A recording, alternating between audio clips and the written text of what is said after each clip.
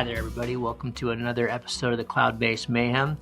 I'm recording this back at the end of May, but when you get this episode, it's going to be very close to the start of the Red Bull X Alps. So I hope you'll all join in and watch this insane, wild, crazy, absurd event as we race across the sky and the ground in the Alps from Salzburg to Monaco. You can find all that out, of course, on redbullxalps.com and, of course, all over the social medias. So follow along. You can follow my Instagram account, Gavin McClurg, or you can follow my Facebook page, Gavin N. McClurg. Love to have you join me there. We'll be doing daily blog feeds and video feeds and pictures, and yeah, getting pretty excited. Been training a long time for this one and stoked to have your support. Got a great show for you today. This one's, we stepped outside of our usual path this time and sat down with Caroline Paul. Some of you may have seen her TED Talk, which was how we connected. She gave a great talk a little bit ago on TED. I think it's been viewed by over 1 million people, all about bravery and especially with women. Caroline is kind of the adventurer's adventure, I guess you would call her. She is the author of 4 books, including the bestseller, New York Times bestseller, Gutsy Girl, which I just finished reading. It's fabulous. She was one of the first firefighters in the country. She worked for the San Francisco Fire Department for 13 years. She's done sea kayak expeditions. She tried to beat the Guinness World Record for crawling when she was a kid.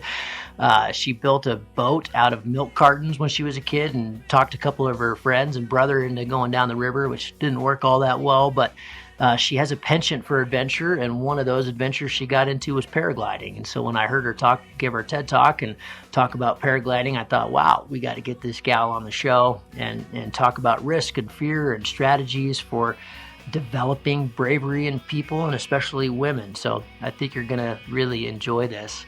A couple of things of housekeeping before we get into it. As you know, we had a little contest in April and May to whoever gave the best review on iTunes or Stitcher or Google Play or however you get this podcast, that I would give away a Blue Fly Vario and my DeLorme unit that I used when I went across Alaska.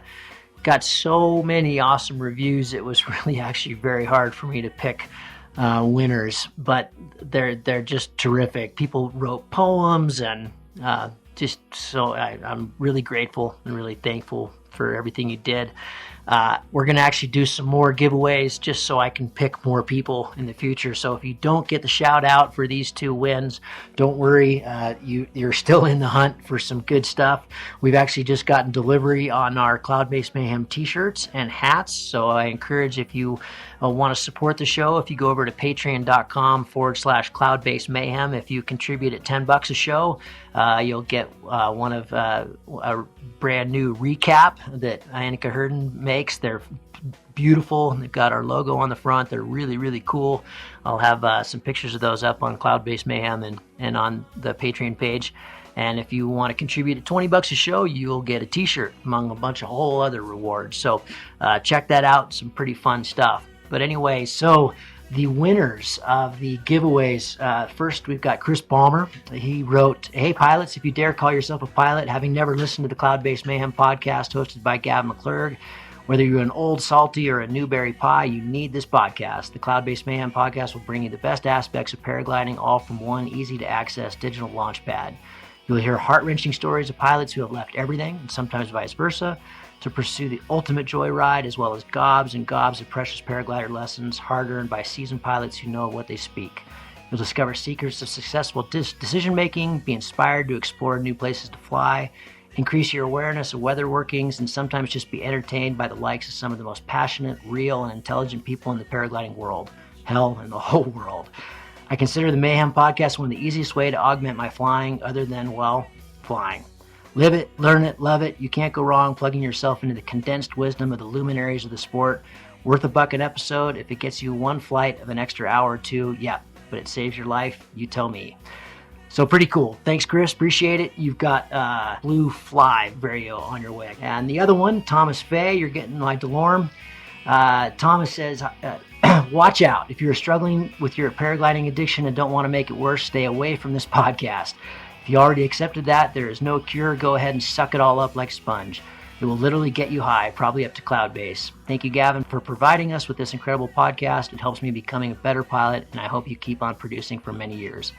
At least give me time to become a better paragliding legend for you to interview. So very cool. Thomas, thanks so much. The rest of you, thanks so much. I really appreciate that. So without further ado, please enjoy this most excellent conversation with Caroline Paul. Caroline, welcome to the show. Thank you so much. And I am really excited to talk to you. Oh, I'm excited to talk to you. I'm such a fan, Gavin. I'm really a fan. And I've been a fan for a long time. So, oh my goodness! So, I want maybe a good place to start this off is a story. So, I right out of college, I was totally broke, as most people out of college are. I was living in Seattle, and I was really into rock climbing. And so I volunteered at my gym so I could get a free membership once every couple weeks and to teach climbing. And the Seattle Boys and Girls Club would come down. So these were 5 and 6 year olds, boys and girls, and I would teach them how to climb. And so we'd spend the afternoon in the gym. And every time it was always the exact same thing. I'd have 6 or 8 little kids just tugging on my pants and so excited to get on the wall, and everybody wanted to be first. And you'd put little Johnny on the rope and just rally to the top, stoked, no fear, didn't think about how high he was. Everything was totally fine. And then the next kid would get on the rope and be totally excited, and 2 feet off the deck would just lose it, completely scared and want to be lowered down right away, often in tears. And I was just blown away by the differences at that age. And it made me think a lot about then, and still does. I've been thinking about this a lot lately for different reasons, but this whole nature versus nurture thing. And I know you have some opinions on this. And so I just thought we'd start with that. Great. Yeah. I mean, I'm an identical twin. So as you said, so it's the nature versus nurture thing is pretty interesting because I do feel like genetically very similar to my identical twin. I feel very similar, and I'm like genetically a clone, but we also express in different ways. So I guess just a question for you. Was that person that often cried, was it a girl or a boy? No, I don't recall. This was quite a while ago, but I don't recall that made a difference. The big difference was, and I've heard you talk about this, is that the girls would always let the boys go first.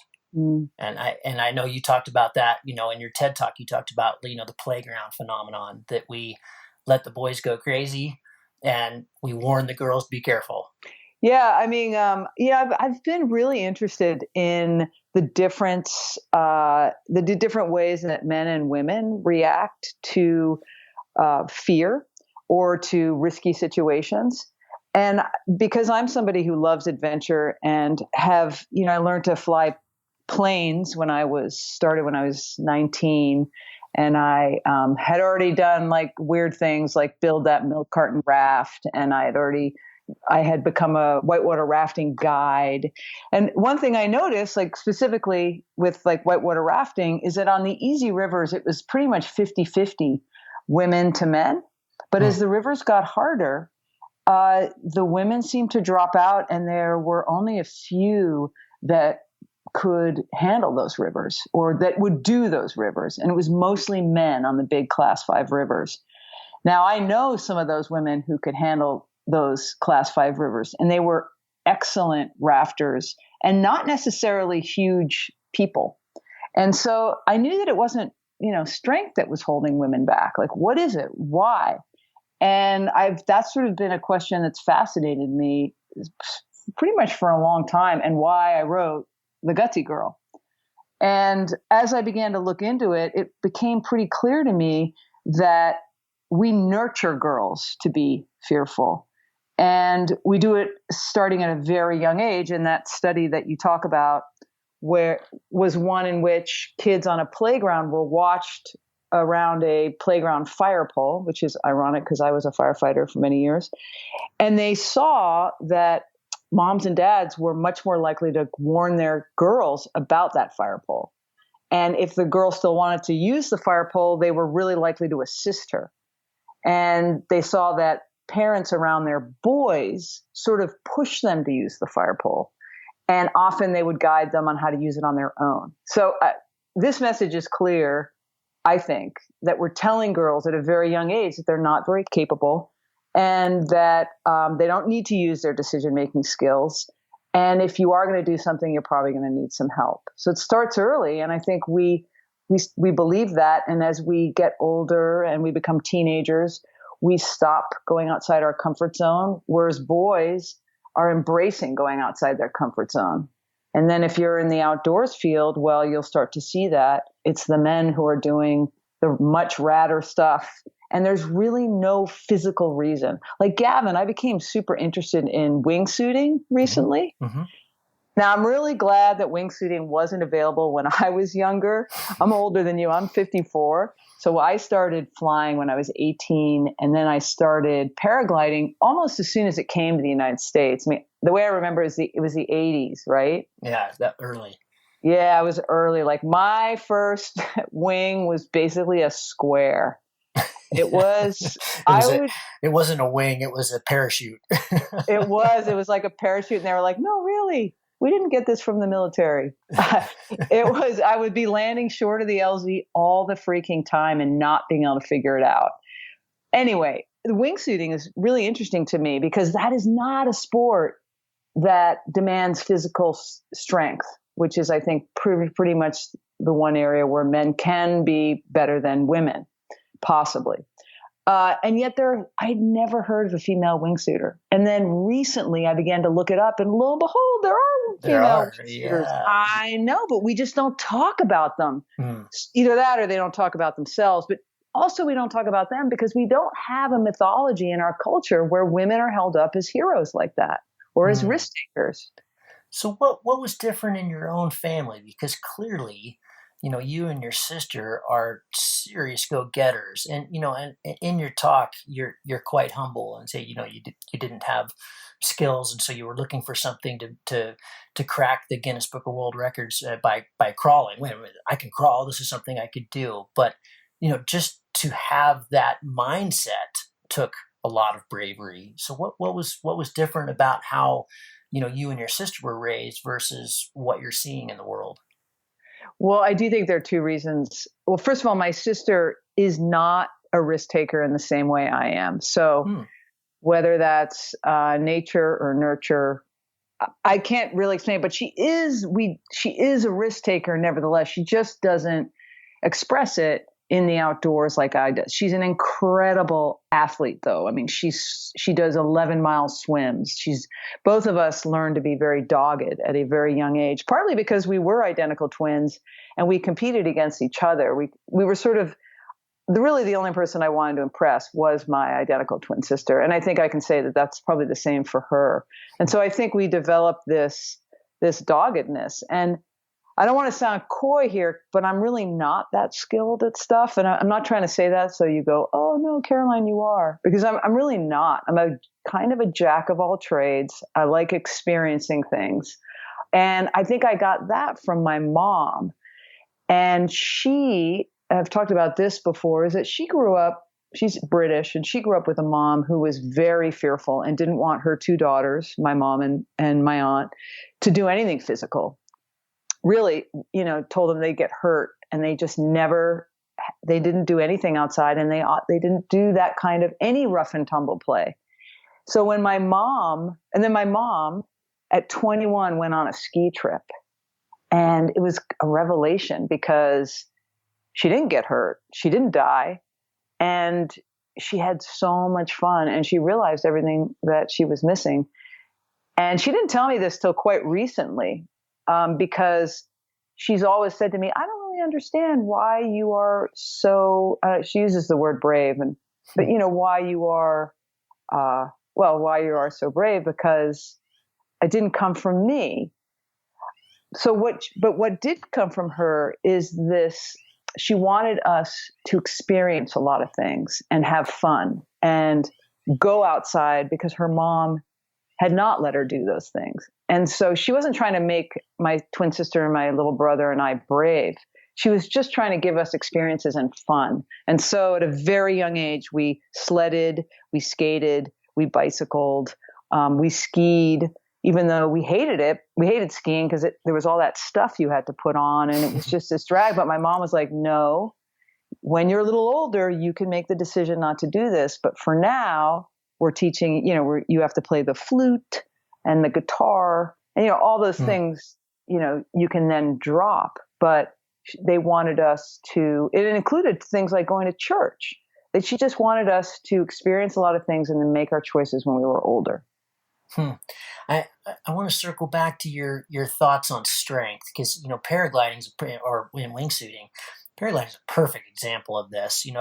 These days there is definitely, I got called out about this in a few episodes back with Isabella Messenger, fantastic pilot, that their size matters really in that you can fly a bigger wing, and bigger wings are faster. So for competition, for racing, there is an advantage to being a bigger person, but there's no other advantage at all between male and female. But it's got to be, since you started flying, there has always been a really, really awesome female pilot in the world.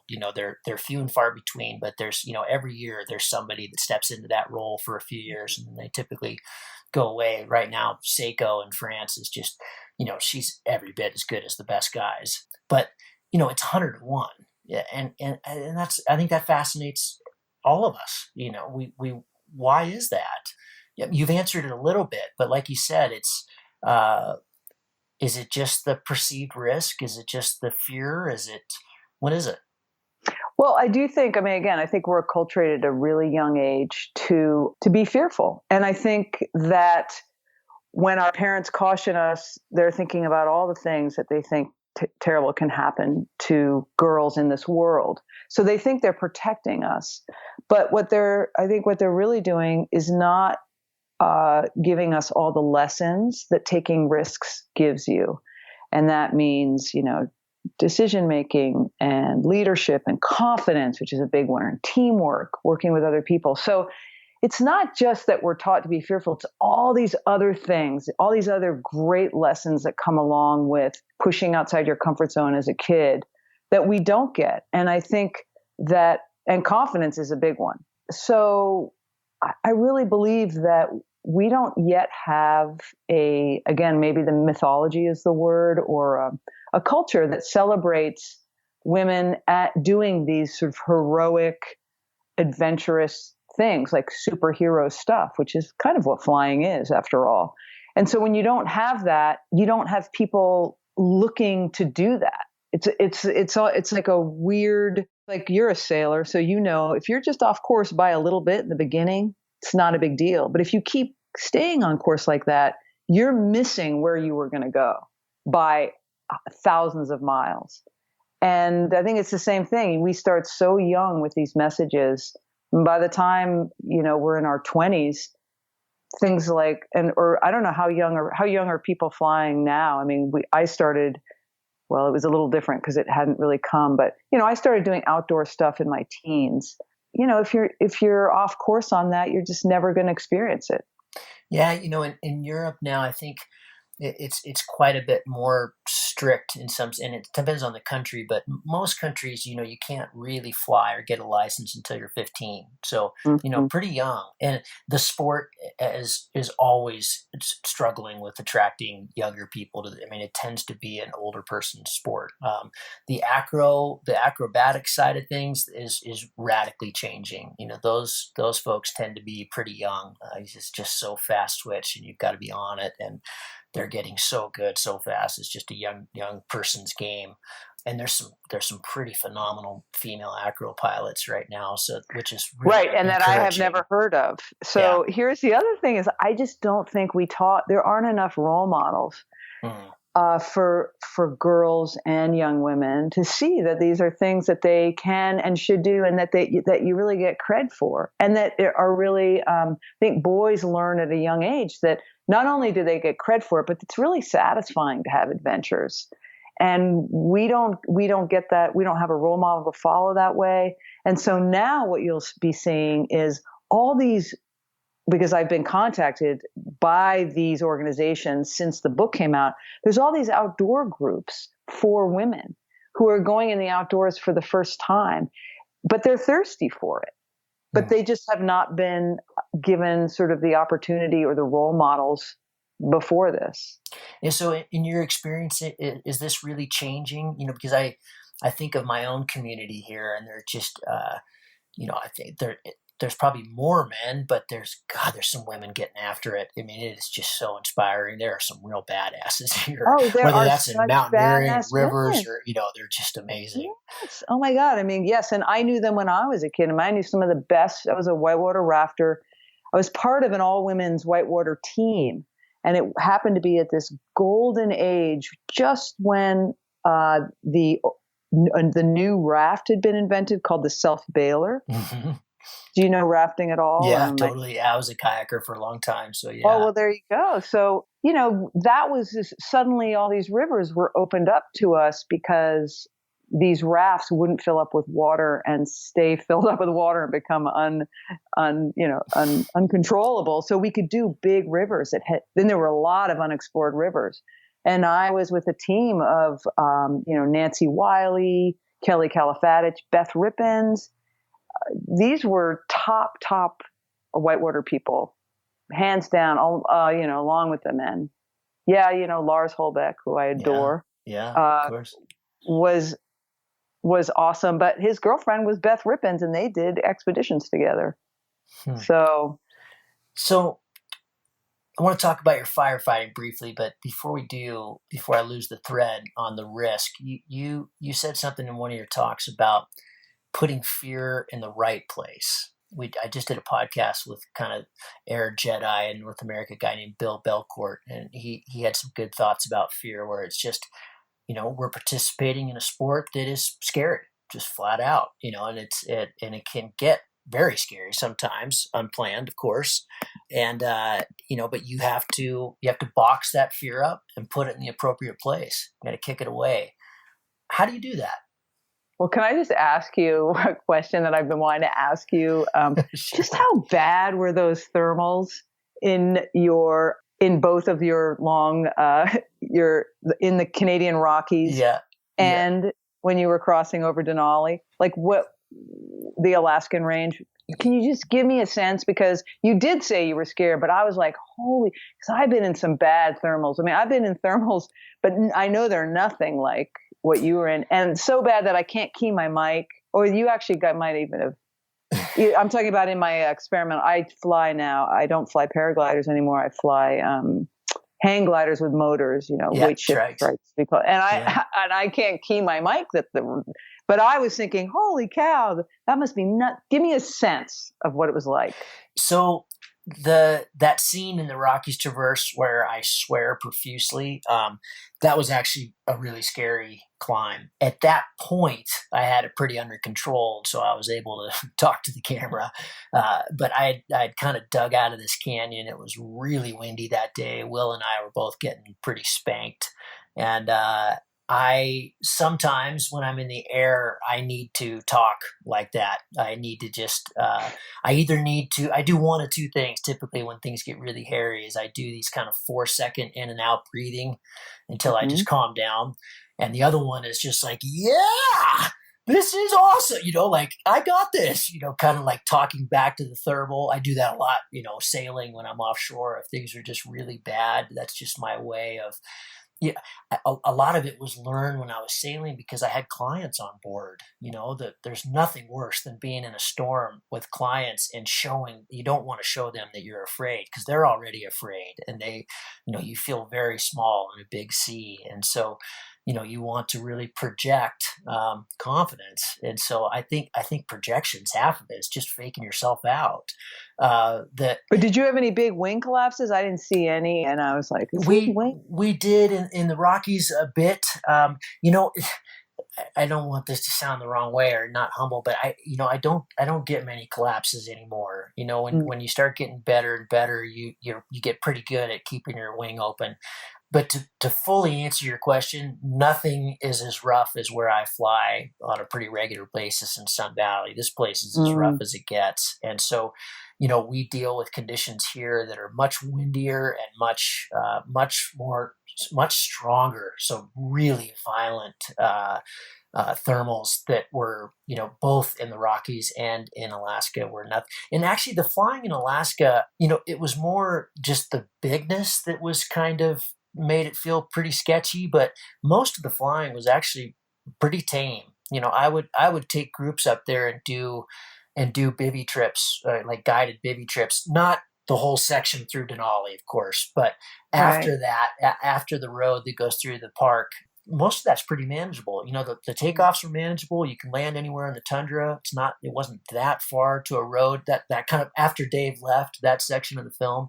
But, you know, stuffing it into that cloud, that was nerve wracking. Now I did that totally on purpose. I could have not gone in that cloud very easily. You just dial down really fast.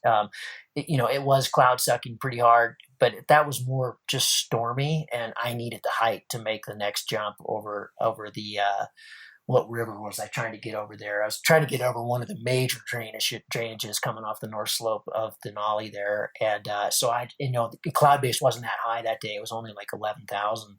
And so I went in the cloud on purpose, but I didn't think it was going to be that long. How long were So you in that cloud? Because I it don't was over understand. I would 20 have just gone minutes. hand. What? Yeah, it was over 20 minutes. But then I mean, what did you go hands off and just be like, let's just let this thing fly? Because you didn't know if you were just going to go into a turn. I was all over the place. That's the problem. This from flying planes, bush planes. I'm sure. This is what kills people in Alaska. Bush pilots Yeah. all the time is going into white because you're so disoriented and you're convinced at times that your wing is below your feet and you can't fly straight. And so the trick there for me, which was quite comical actually, is so just very, very light pressure in the brakes in case, try to just feel if something was going to take a big surge on me. But half the time, so I kept trying to pull up my compass on my inReach device, and I'd had it set for power saving mode. And so after 10 seconds, it would go blank. And so my compass wouldn't work. Usually we have a manual compass on our deck, but we were trying to be so light. We didn't even have it. And then, so I would pull up Gaia Maps, it's like an app on your phone, but that thing reacts quite slowly. So, and I just had that up really not even so much for direction, it's just to make sure I wasn't going to run into something, just so I had terrain clearance. But half of the 20 minutes I was flying the wrong way. I mean, I'm not telling your mom any of this. I know. Well, she has sat in the premiere of both those films right next to me, and I get the biggest bruise on my knees from her just. No, I was watching the whole thing while I was working out a lot of the times, and I was like, oh, I have to go work out. And it's because I got to watch your movies while I was on my whatever dumb machine. And people around must have thought I was crazy because I kept going, oh no, he's not going to do that. No, oh. we have had those reactions. Anyway, okay, well, let's see. Fear. I've said this.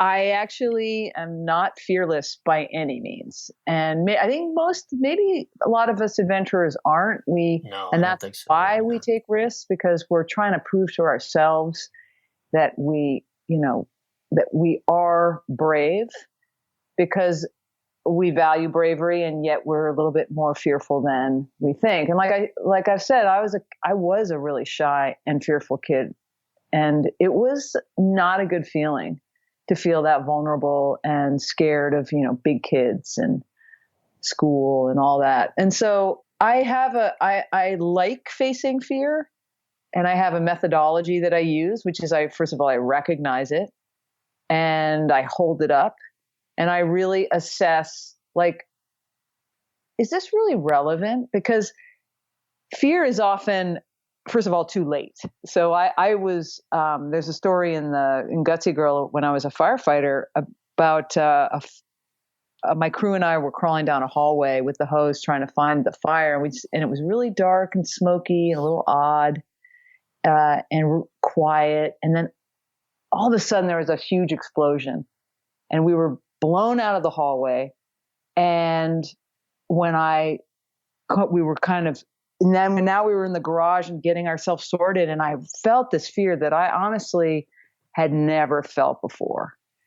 And I wasn't used to it. That kind of overwhelming, like, no freaking way am I going back in that hallway. That was very unlike me. In fact, that fear was a little too late, because what had happened was that we had experienced a flashover, not where we were, because if we had, we would have died, but probably somewhere in that building in a room off. And a flashover is when everything's so hot that the air just explodes. And we had been blown out of that hallway. But now the hallway was safer, because the heat that had been building up had now exploded. So in fact, the hallway was safer. So this idea that I was so terrified to go back in the hall actually didn't make sense. And I know people look at me like, you're just, what are you talking about? But you get what I'm saying, right, Gavin? I mean, fear is there for a reason, but it's often not quite calibrating everything. And so it's important to look at it. It's definitely something to look at. It's a flag. What happened? Oh, that was bad. There was a big explosion. But really, now you take the time to assess, like, how relevant it is. Now, that's an extreme situation. Most of the time, I'm feeling fear, and I'm feeling a lot of other things too, like when I paraglide or when I fly now, my trike. And that is, excitement, anticipation, curiosity, and some fear, because, you're still flying. It still feels like magic.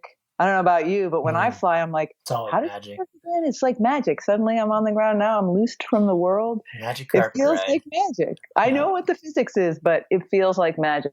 And so I feel fear, and I then look at all the other things I'm feeling, and I put them in line. Like, why am I here? Well, I'm here to have a big adventure and have fun. And am I? Yep. Okay, good.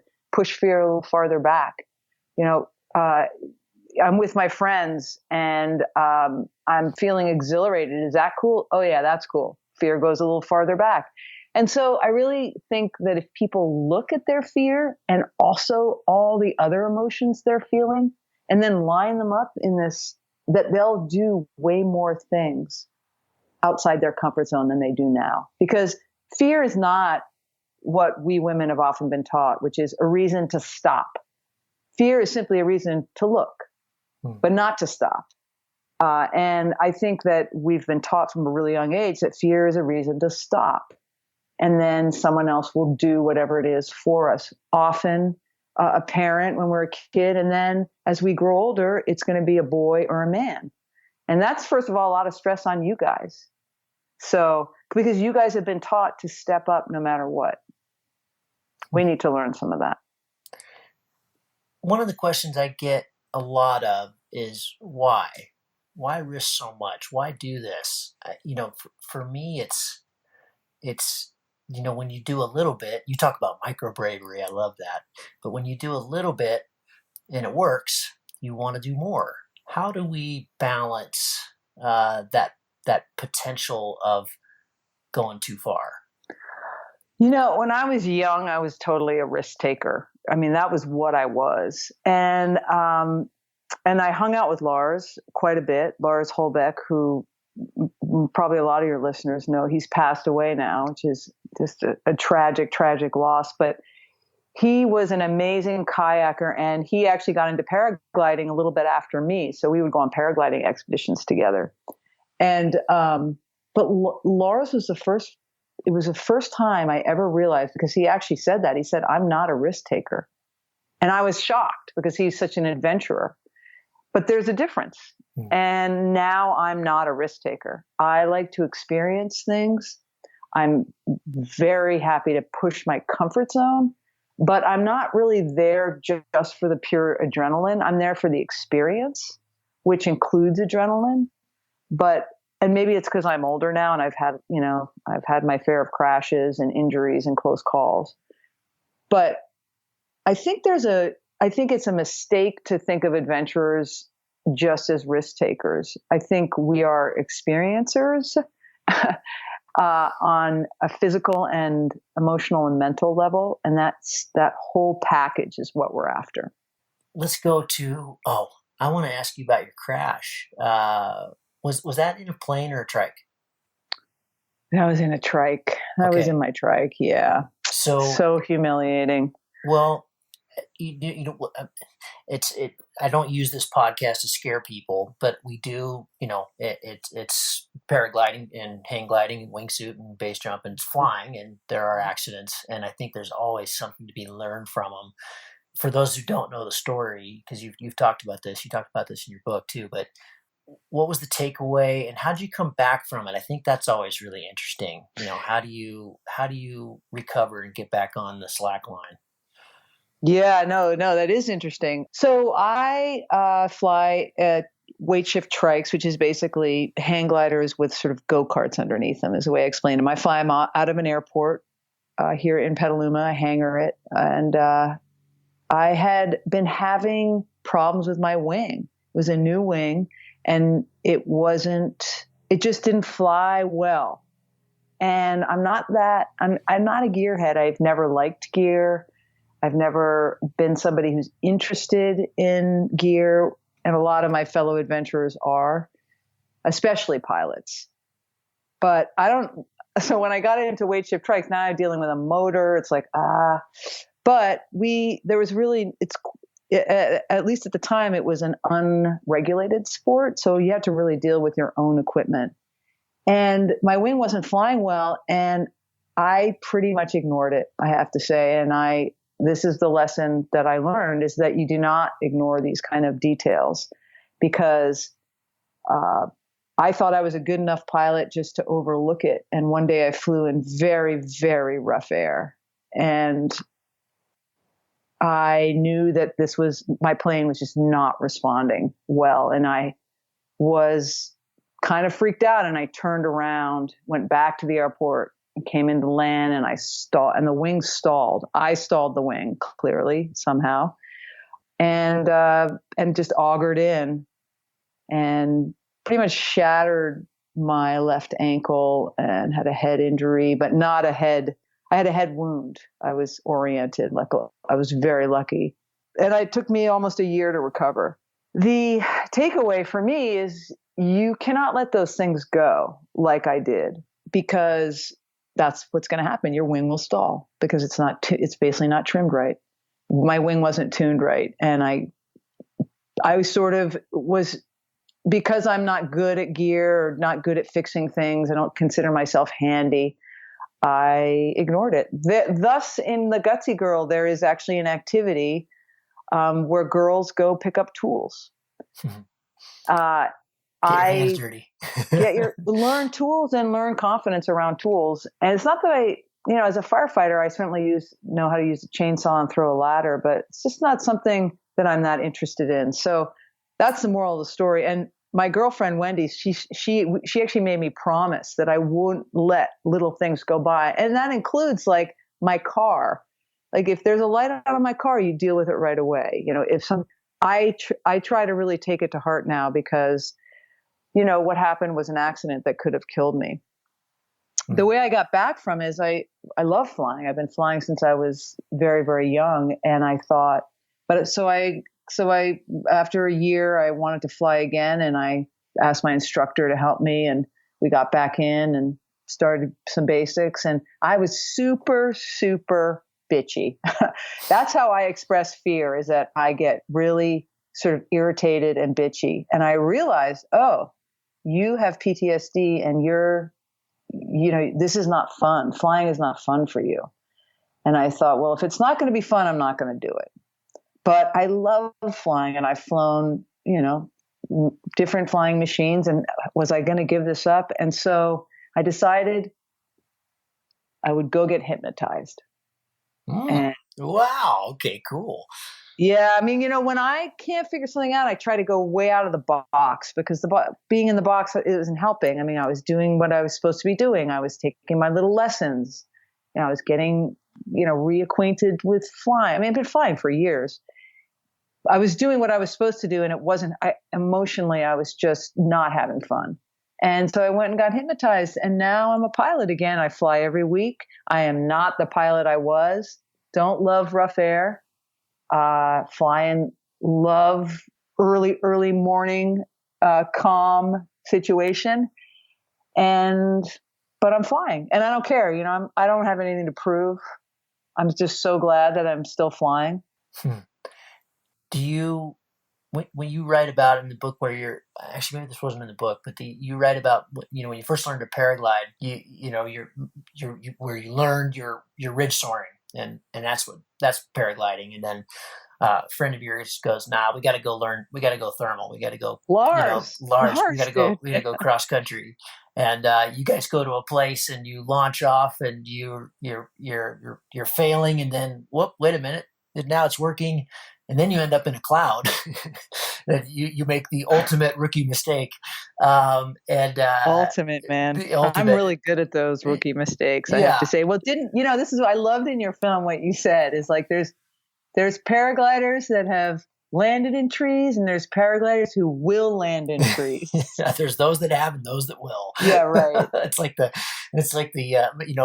a very good friend of mine is a bush pilot in Alaska. He was support for us on that Alaska trip. He was the Super Cub pilot in the film. And he says the same thing. He hasn't had a crash, knock on wood, but up in Alaska, there's those that have and those that will, Yeah. But yeah, so was that sufficiently scary that was it for you for thermal flying, or was that just an experience you wrote about in the book and you kept going from there? So it was just dumb. And I was basically, Lars had instructed me on how to thermal fly, and he's so good at everything. Yeah. That, I couldn't actually say that he probably didn't give me like every single thing I should have done, but he's a great teacher, I have to say. But he's also, I think, because he's just so good at stuff, sometimes he forgets a little thing. So anyway, I don't think he told me not to go underneath a dark cloud. I just don't think he told me that. And so when I hit a thermal that was a pretty bomber thermal, I was psyched. And so was my Vario. And then all of a sudden I was misting over and my Vario was screaming at me, and I was like, whoa. And I knew the stories. I mean, I knew all the stories because we paragliders do. And I got myself out of it. I don't know if how I did. Did I say how I did? I guess I know what I should have done. Back then, I don't know much about wings now, but back then, I want to say you like stalled it or something. I did stalled it, the glider. See, okay. I knew I should have. That's what I should have done. Don't you think? Yeah, I mean, I know. You should have just spiraled down. The spiral dive wasn't okay. Well, okay, possibly, but I think I had tried that initially, like just at least. Anyway, my thought was I should stall it because I was getting sucked up so fast. But at the time, it was uncertain whether your wing would reinflate. They just weren't that good. And in fact, I gave my wing that I flew at the time to a friend of mine, like, I don't know what it was, like 7 years ago. And he wanted to try paragliding, and his instructor I said, this is an awesome wing. And it's super medium. It's just for medium pilots. It's stable. And I gave it to him. And his instructor was like, this thing is a death trap. But back then, that was like, it was a good wing. Sure. Anyway, there was just a sense that it might not reinflate. And also the reinflation of back then, you could sometimes drop back into your wing because it was so abrupt. Mm-hmm. And, I just didn't. I should have stalled it, and I didn't. And I tried big ears, which is kind of the lame California ridge soaring way to get down. Sure. Not enough. That wouldn't be enough. Nah, it wasn't enough. And so then I spiral dived in big ears. Yeah, that's right. That's what you did. Cool. Which is so you had some experience. You knew how to do this stuff. This wasn't all just Greek. You weren't getting sucked up in the cloud going, well, let's see. No. I mean, again, like I think with adventure, it's all this line of if you want to go outside your comfort zone, and so you do need to take risks, but they need to be calculated, and you need to have skill. And that's one thing I do talk about in Gutsy Girl, because I think women do think that being an adventurer is just all about like balls out risk and danger, and it's just not. Yeah, sure. So was that, how did paragliding stop, and why did it stop? I fell on my knee in a fire, and I injured it pretty badly and had many surgeries, and finally had to have my knee replaced. And so I decided to switch from. I didn't want to land. As a result, my back was starting. Firefighting is just hard on you. I mean, everybody plays hurt as a firefighter in a big city. So I thought, I just don't want to push this, because if I had any way shattered my femur in some weird paragliding accident, then I would not have anything to hammer my fake knee onto. This is what my doctor told me. So I switched out of paragliding and took up trikes, and then, probably crashed.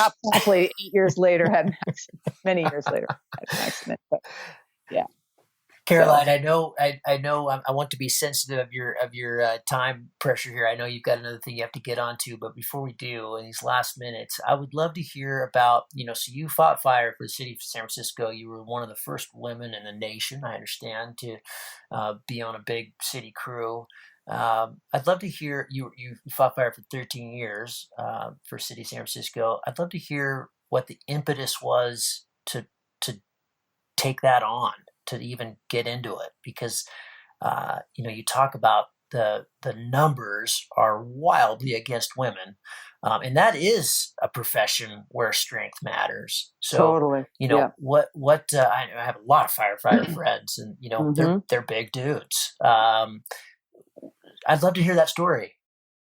I actually knew no female firefighters growing up, and it wasn't something I ever wanted to do. I graduated from Stanford. I was supposed to be, a businesswoman with a briefcase, but the idea of an office job just always terrified me. And so I was actually on course to be a journalist or sort of a documentary filmmaker. I was trying to follow like Dave Brashears, like he was an amazing outdoors person and he made his money by being a filmmaker. Like I wanted to sort of make sure that my life included adventure and that somehow I could get paid for that. But firefighting never came up as an option. It wasn't, I had no role models for that. But so at the time, 1988, I was working at a radio station, and because I was, pursuing this sort of journalism thing, documentary filmmaking, et cetera. And all these stories started coming over my desk about the racist, sexist San Francisco Fire Department. There were lots of issues at the time. It was a very insulated fire department, and they were just letting in women. So I wasn't the first. I mean, there was 5 women in, and I thought, oh, this would be an interesting undercover story. People, by the way, who want to be a firefighter desperately, as I totally understand, hate me for this, because basically I fell into the job of firefighting, and it was a job that so suited me. So I went to the testing process thinking I was going to get a story. Whoa, I did not know any of this. This is cool. Yeah. Wow. Yeah. So, and of course, let's be honest, like racism and sexism doesn't show up in a 2-hour testing period. Like the reason racism and sexism is so insidious is it's not that obvious a lot of the times. It's something woven into our culture. So I don't know what the heck I was thinking. I was just a dumb 25-year-old. And I thought I'd get this undercover story, and I didn't. But I went through the whole testing process because I became more and more intrigued, like, oh, what is this job? And I got in. Like I scored very high because I'd taken so many tests in my life, not for any other reason. I mean, really, it's like winning the lottery to be a firefighter. I was a rower at Stanford. I was very fit. And as you know, I'd also been on at the Lake Placid Olympic Training Center as a luger. That's right. I forgot about that one. That's another great story. I was very fit. I still am. I believe in it. And firefighting is a really tough job. And so I understood, why the men were very, very, well, they ranged from being actively hostile to just trepidatious about women coming in. It makes total sense. I mean, first of all, they had no role models themselves for strong, athletic women, because in 1972, Title IX passed, which gave girls equal access to sports. And so for them, they'd never seen, that was my generation. 1972 was when I was in grade school or something. Mm-hmm. So that was my generation who started to become athletic and outdoorsy and strong and physical, and learning all those attributes that come along with it, then including bravery. But to these men, a lot of them, they'd never seen women who could do anything like that. So I totally understood when I got in. And by the way, I was the 15th woman, because people say I was the first. And there had been some women around the nation, but there certainly weren't that many. I was the 15th woman, and there was 1,500 men. So it was still very much, we were very much an anomaly, and under a lot of pressure to perform.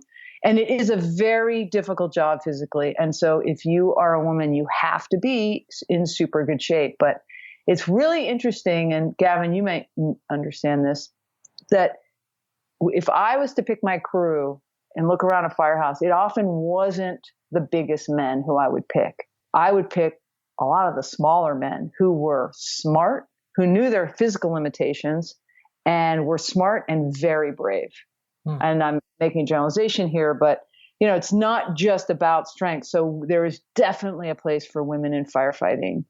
There's one story where I remember we were on a stairwell waiting for the door to get knocked open by the guy at the top. And we're all lying there in a line, and he's hammering at the door with his axe because he's a big guy.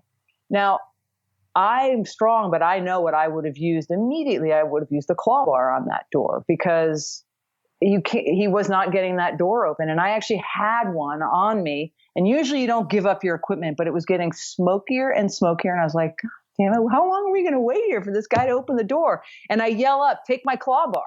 And he wouldn't do it. But so being a big guy doesn't necessarily mean you're doing the right things or you're a better firefighter by any means. It would have taken me much less time to get that door open if I'd been up there, especially if I'd had somebody who gave the claw bar one whack on the head, then that door would have popped open. But if you're a big guy, you don't necessarily think that. So you've got to be fit and you have to be strong. And I really understood why people, and I did not resent at all why people had that worry about us, but I was fit and strong. But here's the thing, and I talk about this, is that what I really realized is that what people, both men and women, not only did they think that women weren't strong enough to be firefighters, they definitely thought we weren't brave enough. And that is something that I think people are, first of all, very, very wrong about, and is the much more important asset that you have to have when you're a firefighter. So when you're in that kind of environment, 1,500 to 15, especially early on, I assume things have probably gotten better from the female perspective. Maybe it's still just all jockey talk and Trump bus talk kind of stuff, but or is it not? I mean, did you find in general, like, would you want your daughter to go be a firefighter? Yeah, I mean, I think it's an amazing job. The job made me such a better person on so many levels. I mean, I went in for the adventure, and I just came out a better person, more empathetic, with a deep understanding of the many different ways that people live in this country, from hoarders, to Section 8 housing, to people on the street, and just a real understanding of human resilience. I mean, I'd never seen a dead body before. And the first dead body I saw was a woman who was murdered. I mean, this was a shock for somebody of my socioeconomic background and a culture. It was, I can't really speak for now because I've been out of the fire department for a really long time, but I don't have kids, but if I did, I would definitely want them to be firefighters, male and female. I think it just makes you a better person if you're smart enough to see the job that way. And did it take any kind of special resilience to, deal with probably the heavily testosterone laden environment, or are really, the firemen I know are just amazing people, or is it's just an amazing place to work Yeah. regardless of your. I mean, I'd always been around just more men than women because I had so much in common with, I mean, I liked all the stuff the adventurous stuff that men liked when I was growing up. And so the testosterone laden environment was not intimidating in and of itself. I mean, it's really fun to watch how men interact. I mean, that you guys have a lot of fun together. There's so much laughing going on. It's really loud. The best jokes in the world. I mean, the one thing was, of course, is that I wasn't really I was excluded from that, and it wasn't on purpose. And I could see that it's simply because, the genders, we perform very ritualistically, and the female ritual, honestly, is done very differently than the male ritual. So you guys are brought up in a very hierarchical way, like you're always one-upping each other, and that looks like jokes, and it's fun to watch. I love it personally. It can get kind of brutal. As a woman, we're like, whoa, is this going to come to blows? I mean, he's fat, he's bald, I slept with your wife. And I'm like, really? It's funny, but I just can't imagine saying it because we're not brought up that way. As women, we are brought up to maintain parity in a room, and that's what we do. And so imagine in the firehouse when you get those two rituals, those two sort of acculturated ways of being in the world together, and it's weird. So if I joked with the men, they would be insulted. It's just different. I mean, I think you can imagine if a woman said to you, like, hey, you're fat. I mean, I know you're not, in a joking way, you would be freaked out. It's different. It's different. And it's hard to cross those etiquette boundaries. And it's the same if you're a person of color. I mean, people are like, I'm not a racist, I'm not prejudiced, but there's so much exclusion going on because we're sort of a white culture, and you don't see it because the rituals are all in your favor. It's really interesting. I have to say that I had so much fun in the firehouse, and I've laughed so much. But to say that I was always included, no, I wasn't. But I could understand why. I mean, I understood it, and as long as no one was, overtly harassing me to my face or mean, which, sometimes they were, I was okay with people, but you had to be, respectful to me. And in general, I got to say, firefighters are fun and super smart and very interesting. And I'm just so grateful for those years in the firehouse. Just so grateful. Awesome.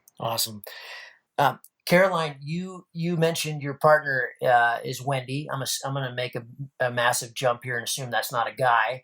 I would love to ask you a question that may be kind of tricky to ask, but in my experience with professional sports and just being around sports my whole life, that it is really prevalent for gay women to be very brave and bold. I have no statistics to back that up, but I'd love to hear your thoughts on that. Yeah, I think that might be true. Maybe there are more gay women in those arenas. And I think it's because we aren't brought up with a template the way you are if you're straight. And so I think we're more willing to break the boundaries because we've already broken one of the essential ones, just by being born this way. And so I think we just are more open to pushing outside the normal sort of gender roles. I also think that when I was a kid, at least, gender and sexuality were very intertwined. Like we kind of thought they were almost the same thing. And so, and I hear this actually from friends of mine now whose kids are gay, is that like initially their kid grows up is when they're young, they take on the trappings of the other gender because that's the only way they know to express this sexuality that isn't in line with the norm. Mm. So, for instance, like a one friend of mine was talking about how her daughter just wanted to wear boys' clothes, and they even thought she might be transgender. But it was actually she just didn't have any role models for how to express what looked like a boy thing. And now she's not like that at all. She's a teenager and not like that at all. Like it would be fine either way, but she's just solidly gay. She's not transgender. She likes being a woman. But so I really feel like since a lot of this happens at such a young age, like I was talking about, the lessons that we're learning, the messages that we're getting, it's possible that, those of us who were gay as kids, we took on much more male trappings because our sexuality seemed to be more male. Now, I don't think I'm male at all, but I feel like I was more open to valuing things that men valued, like bravery, and not as much the things that women valued, like fear, which I think we are taught to value and kind of use and is very feminine. But now, as we are more sophisticated as a culture and we see that sexuality and gender are actually distinct things, if this indeed is true, and anecdotally it did feel true that there were more, I didn't actually know that many gay women, frankly. All my close friends happen to be rad straight women, but I totally hear you. And certainly in firefighting, there's a disproportional amount of gay women. There's certainly a ton of straight women. But I'd say there's a disproportional amount given how many of us are supposedly in the population. But again, I think that's two things. So we're breaking out. We don't have a template that we have to stick to. So we're just more open to things and able to do things that aren't considered ladylike, basically. And also this idea that, that bravery is the purview of men. And if you're a gay woman as a young kid, you think that that's probably where you're going, sort of in this male world because you like girls. Mm. And that's going to change. I really think, hopefully. I mean, I know a lot of rad straight women, that's for sure.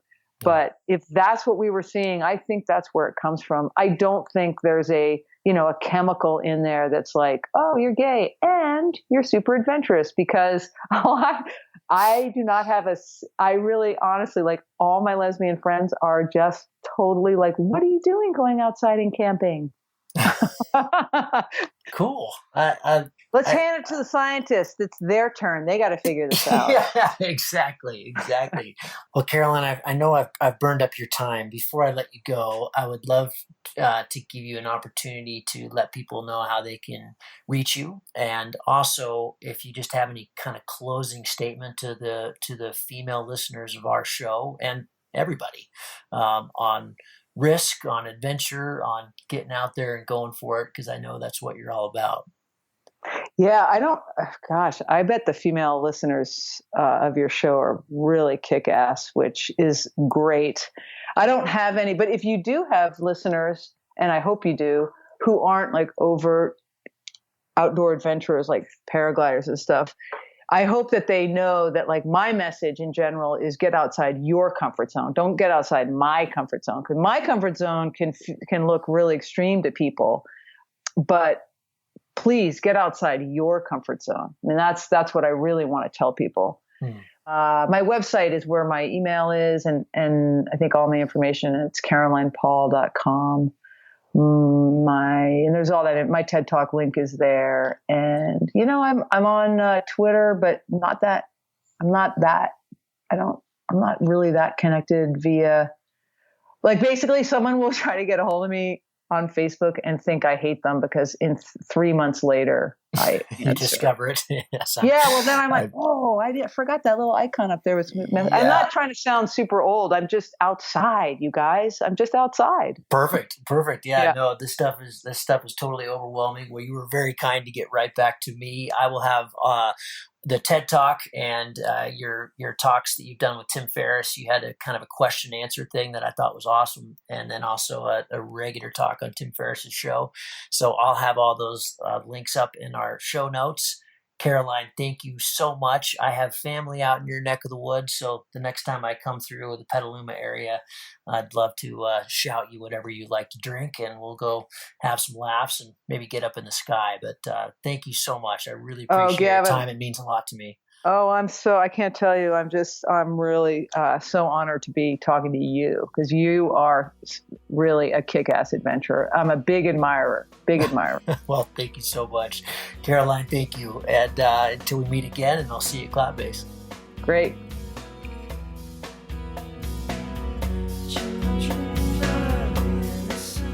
Well, I hope you all enjoyed that. That was pretty fun to take a diversion from our normal programming and talk to Caroline about bravery and courage and developing courage and fear, and yeah, what a fascinating life she has lived. Hope you enjoyed that.